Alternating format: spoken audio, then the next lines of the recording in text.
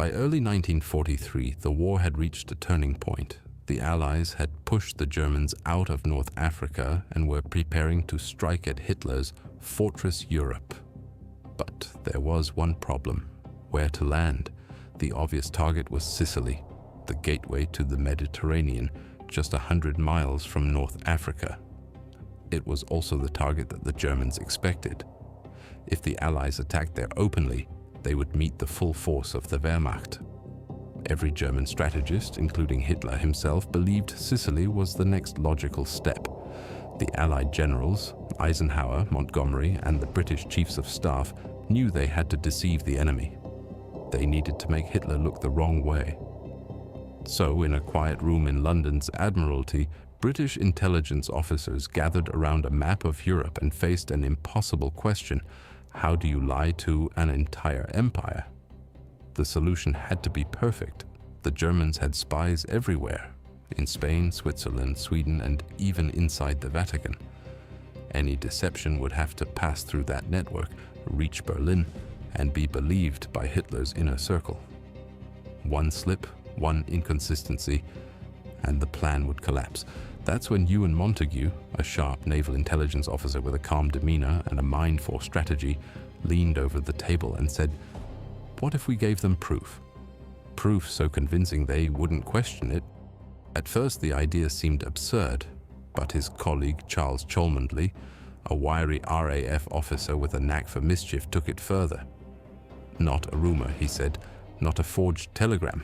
A man, a courier, a dead one." The room went silent. They proposed using a corpse, planting on it fake top-secret documents that described a non-existent Allied invasion of Greece and Sardinia.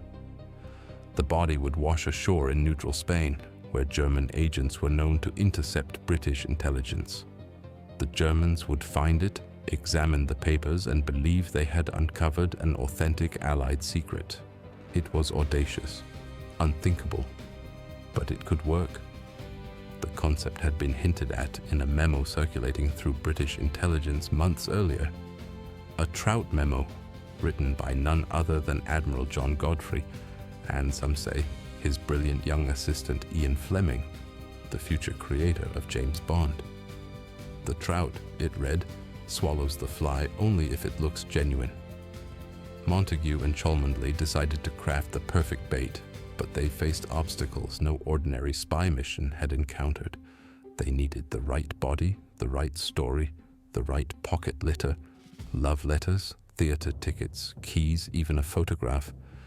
Everything to make the corpse believable as Major William Martin, Royal Marines, a man who never lived. And somewhere, far above their quiet London office, the outcome of an entire invasion hung on whether the Germans would believe in a ghost. Thus began Operation Mincemeat, the strangest, boldest deception of the Second World War.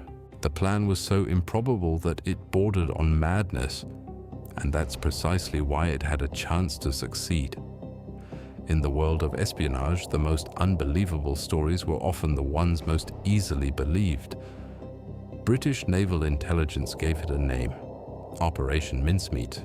It would be an operation unlike any other, part espionage, part theater, part science. The mission: to create a man who never lived, give him a past, a purpose, and a secret, then send him to deceive the most dangerous enemy in the world. Ewan Montagu and Charles Cholmondeley began to assemble a team of experts: pathologists, undertakers, forgers, and counterintelligence officers. They worked under the cover of absolute secrecy in a nondescript building in central London. No one outside their small circle knew what they were planning. The first and most urgent problem was the body. They needed a corpse that could plausibly have drowned at sea. One that bore no obvious wounds, no signs of violence, no clues that it had been planted. But in wartime Britain, even death was rationed. Bodies were accounted for. Families asked questions. It took weeks before a coroner finally found someone suitable: Glindwer Michael, a homeless Welshman who had died after ingesting rat poison. He had no family, no history, no one to claim him. In death, he became the perfect spy. Montague and Cholmondeley studied every detail. How long could a body remain in water before decomposition gave it away? What papers would survive immersion? How should the man's uniform look? They worked with forensic precision, even consulting medical examiners to simulate the effects of drowning. Then came the story. The legend, as intelligence officers called it. Their dead man would be Major William Martin, Royal Marines, a confident, well-born officer carrying top-secret documents from Allied headquarters in London to Field Command in North Africa. His briefcase would contain carefully forged letters, signed by top generals, suggesting that the Allies were preparing to invade Greece and Sardinia, not Sicily. The genius of the deception was in its banality. The papers would include not just the crucial letters, but small personal details designed to breathe life into the fiction. A photograph of a fiancée named Pam, a pair of theater ticket stubs, a receipt for a new shirt, a love letter written in smudged ink ending with "All the love I have in all the world, Pam." Montague knew that German intelligence analysts would study everything, not just the documents, but the man himself. They must believe in him, he said, as if they had shaken his hand. The team rehearsed every element of Major Martin's identity, his birth date, his habits, his handwriting. They even crafted a set of worn identification cards and a bank statement showing a modest balance, enough for an officer, not a spy. When it was done, Montague stood over the finished dossier and whispered, almost in awe, "He's real." It was a lie built on truth, a deception so complete that it would have fooled anyone who didn't know the secret. Now all that remained was to send their creation to war, to take one nameless man, give him a mission from beyond the grave, and let him fool the Third Reich. They needed a body that could convince the enemy not just with paper, but with presence. A corpse that would tell a story even if no one read the letters. It had to look ordinary, as if some unlucky courier had drowned in a storm. It had to be convincing down to the last wrinkle in a shirt collar. That was the cruel precision of Operation Mincemeat, manufacture reality so flawlessly that the Germans would prefer it to their own doubts.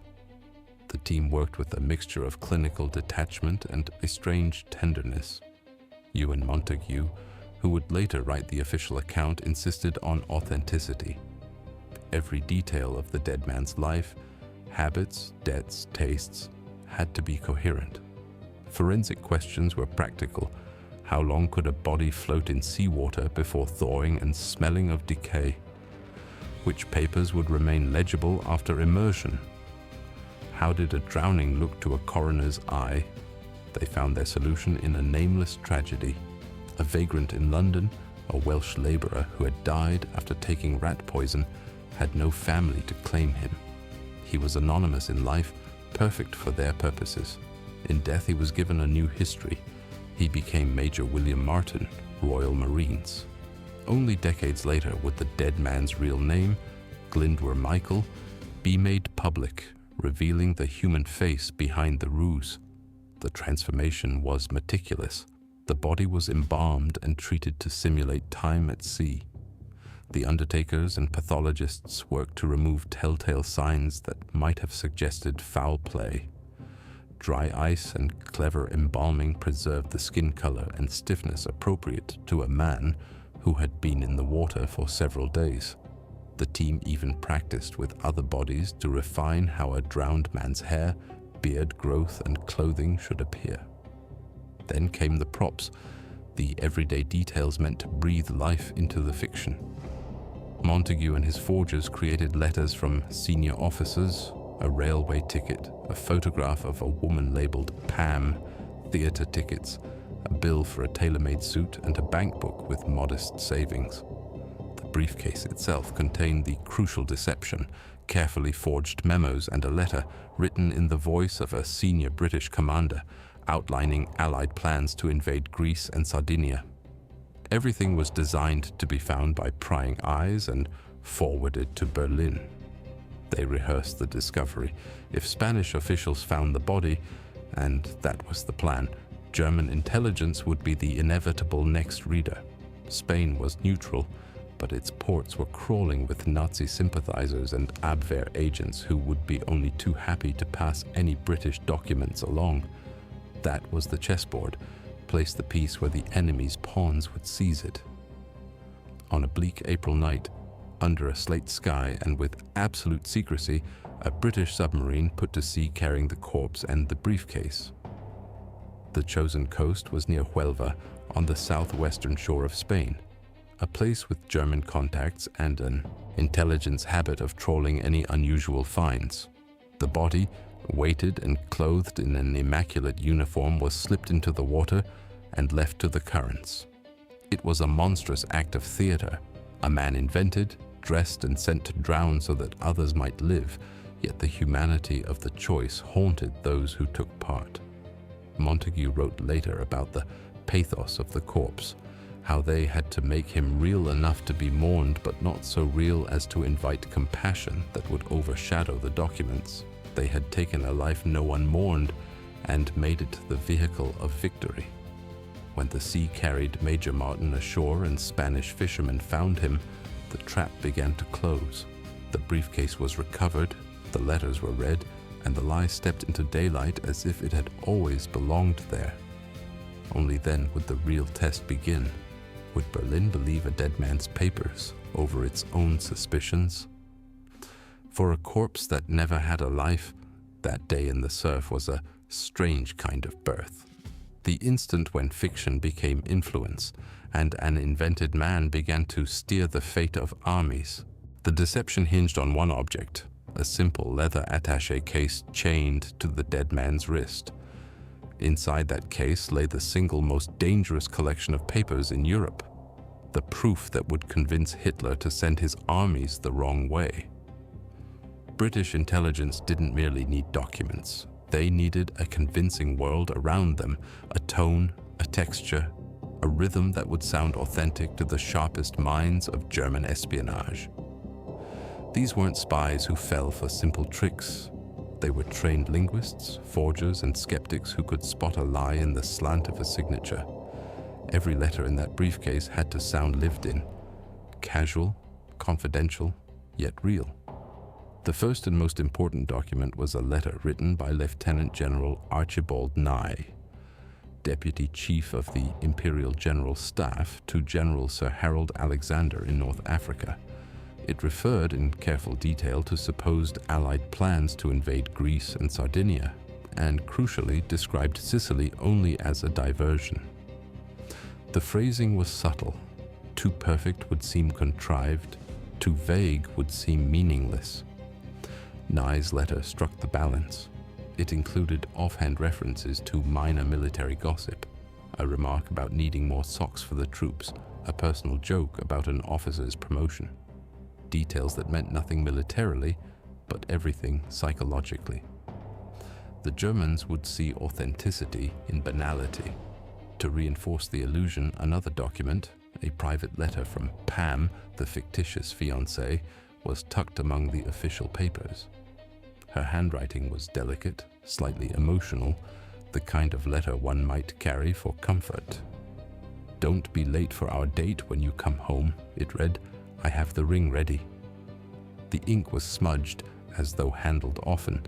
There was even a theatre ticket stub from the London Palladium and a bill for an engagement ring from a jeweler in Piccadilly. Every piece of paper added layers of truth to the lie. Montagu and his team spent weeks weathering the documents, folding and unfolding them, staining the envelopes with faint traces of salt water. They even tested how ink bled through wet paper, ensuring that when the briefcase was found, it would bear the marks of a real tragedy at sea. Finally, the case itself was sealed, the lock slightly corroded to suggest time in water. A chain was fitted to secure it to Major Martin's wrist, the detail that would make his story irrefutable. A courier who drowned in an air crash or naval accident would never let go of his orders. Before the mission, Montagu held the briefcase one last time. It was light, unremarkable, and yet it carried the fate of thousands. "If they believe these papers," he murmured, "then Sicily will be ours." On a cold April morning, the case was closed for the last time. The corpse was dressed, the chain fastened, and the letters placed inside. Everything about him was now complete. His life, his love, and his death. Soon the tide would take him from the hands of his makers to the gaze of his enemies. The briefcase, heavy with lies, was ready to change the truth of a war. The submarine HMS Seraph slipped silently through the dark waters of the Atlantic on the night of April 30th, 1943. Her crew had no idea that the body aboard carried one of the most important secrets of the war. They believed it was a routine mission, until they saw the steel container. Inside it was not a weapon or supplies, but a man, dressed, named, and prepared to deceive an empire. Commander Bill Jewell, the Seraph's captain, was one of only a handful of men briefed on the mission's true purpose. He knew the identity was fake, the documents false, the body anonymous, but he also knew that if the operation failed, every Allied invasion plan might unravel. As the submarine neared the Spanish coast, tension spread through the crew. Spain was officially neutral, but its government leaned toward Berlin. Its officers turned a blind eye to German agents who prowled the ports, buying secrets and whispering rumors. That was exactly what the British wanted. At dawn, the Seraph surfaced quietly near the Gulf of Cadiz, close to the small port of Huelva. Mist hung low on the water. Gulls circled in silence. The men gathered on deck as the steel canister was lifted. When the lid came off, the cold air filled with the faint metallic scent of chemicals and sea salt.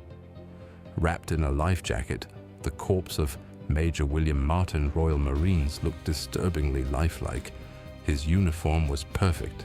Medals polished, boots laced, belt fastened. The briefcase chained to his wrist rested against his side. His face was pale but peaceful, as if he had simply fallen asleep on duty. Commander Jewell read a short prayer. Then, as the engines idled, two sailors eased the body over the rail. It hit the water with a soft splash and began to drift. Jewell saluted. "Godspeed, Major." The crew watched in silence as the body floated away, carried by the current toward the Spanish shore. Within hours, the sea would deposit the corpse near the fishermen of Huelva, precisely where British intelligence expected it to land. But success was not guaranteed. Anything could go wrong. The tide could pull him out to sea, the body could be discovered by the wrong people, or the documents might never reach German hands. Months of planning could vanish into the ocean. Jewell turned his submarine north and slipped back beneath the waves. The Seraph disappeared into the Atlantic, leaving behind a single dead man to fight an invisible war. 2 days later, Spanish fishermen spotted something floating among the reeds. At first, they thought it was wreckage from a crash. Then they saw the body in uniform, the briefcase still chained to his wrist. They dragged him ashore and notified the local authorities. The British embassy in Madrid immediately received the report. The plan was in motion. Now all Montague and his colleagues in London could do was wait. The corpse was taken to the local morgue. Spanish officials, under pressure from both sides, sent word to British diplomats. But the Germans were already listening. Within hours, agents of the Abwehr, German military intelligence, were in Huelva, eager to inspect the find. The body had reached its stage. The curtain was rising, and somewhere in Berlin, without knowing it, Hitler was about to take orders from a man who had been dead for months.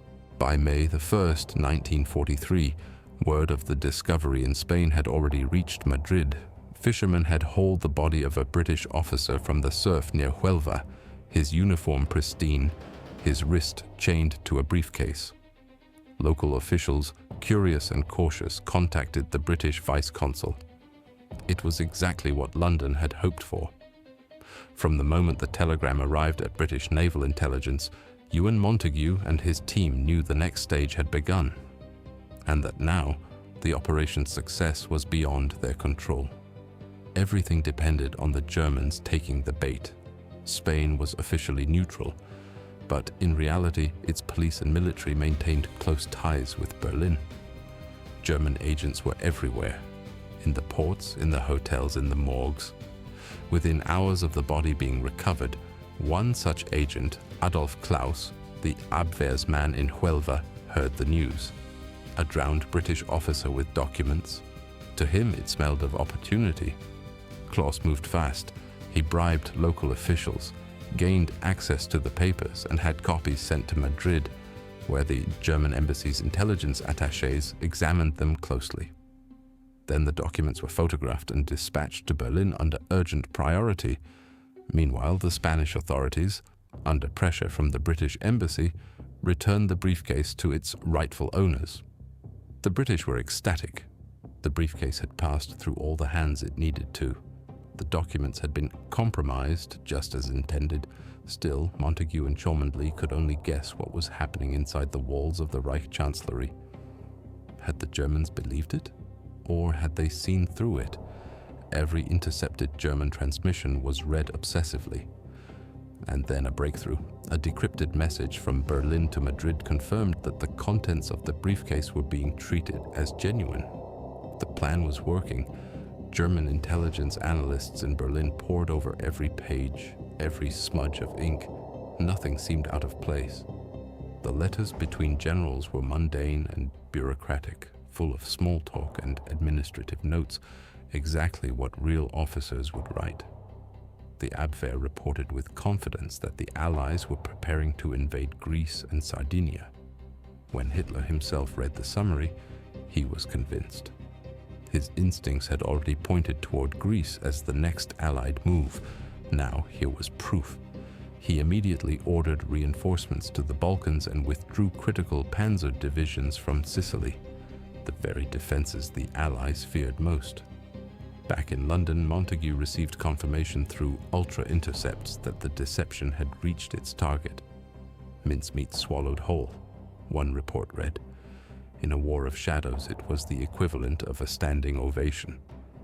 As the days passed, Spain buried the drowned Major William Martin with full military honors. A cross marked his grave with the inscription, "William Martin, Royal Marines, served his country faithfully."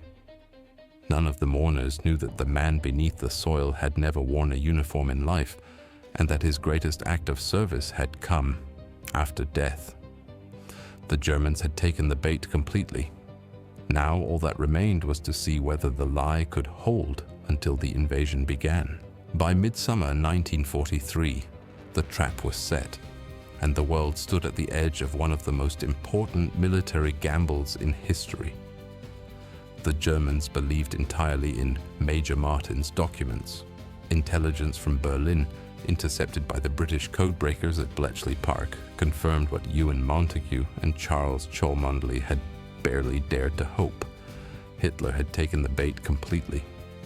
Reinforcements were pouring into Greece and the Balkans.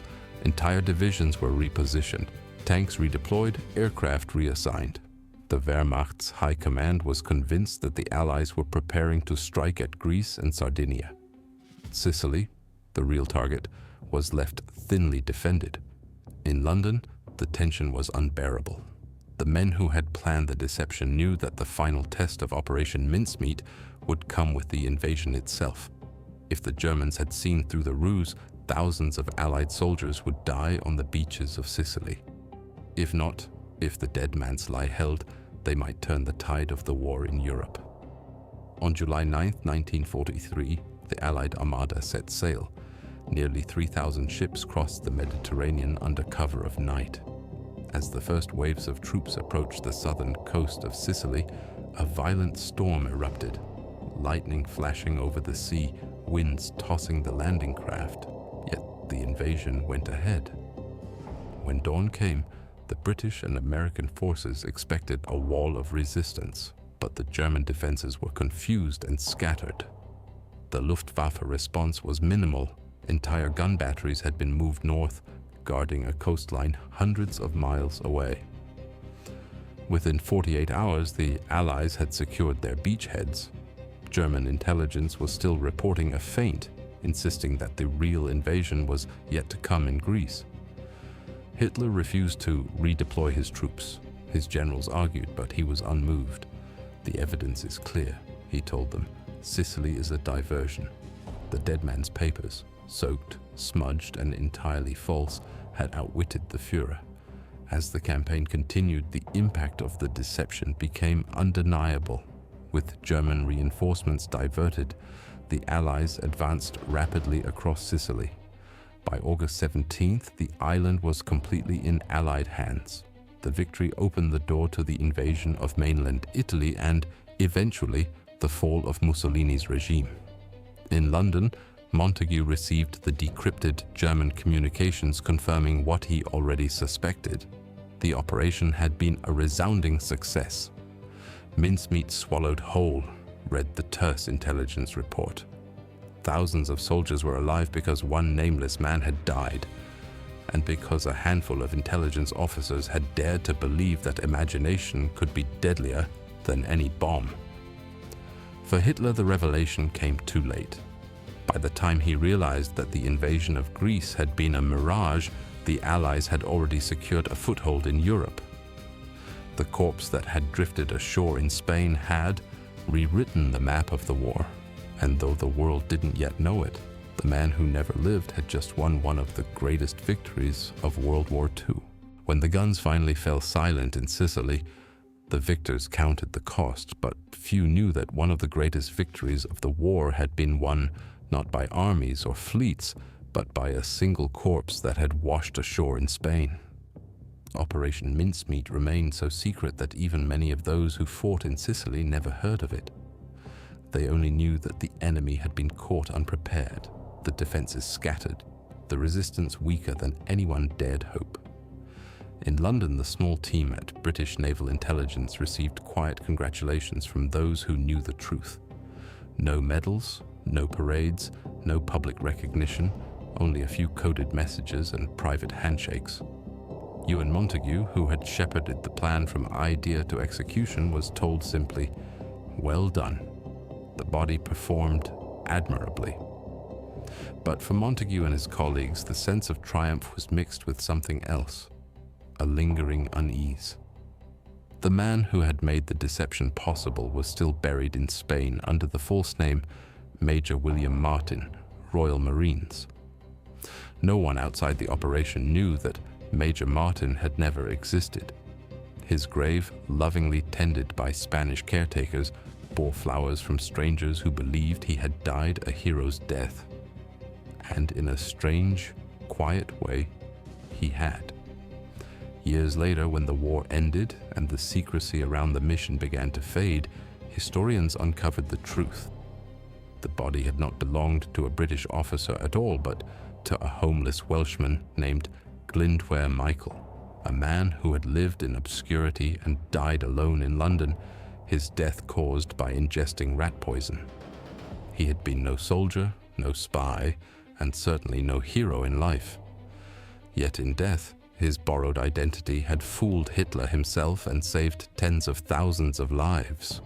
His story, the story of the spy who never was, remained one of the most extraordinary acts of deception in modern warfare. Operation Mincemeat changed how the world understood intelligence. It proved that the battlefield of the mind could be just as decisive as the battlefield of steel and fire. It showed that victory could come not only from strength, but from storytelling, from the art of making the enemy believe the wrong truth. For Montagu, the mission haunted him for years. He would later write, "He gave his life in a way that he could never have imagined, and in doing so, changed the course of history." It was perhaps the most fitting epitaph that Glyndwr Michael could have received, not carved in stone, but written in the survival of others. Today, in the cemetery of Huelva, the grave of Major William Martin still stands. Visitors leave flowers, unaware that beneath the marble lies a man who was never a major, never a marine, never even a soldier, yet whose deception helped to liberate Europe. No statue bears his likeness, no portrait hangs in Westminster. but the tide that once carried his body ashore carried with it the fate of nations. And so, the nameless man from London, the man who never lived, the spy who never was, achieved in death what armies could not. He fooled the Führer and changed the war forever.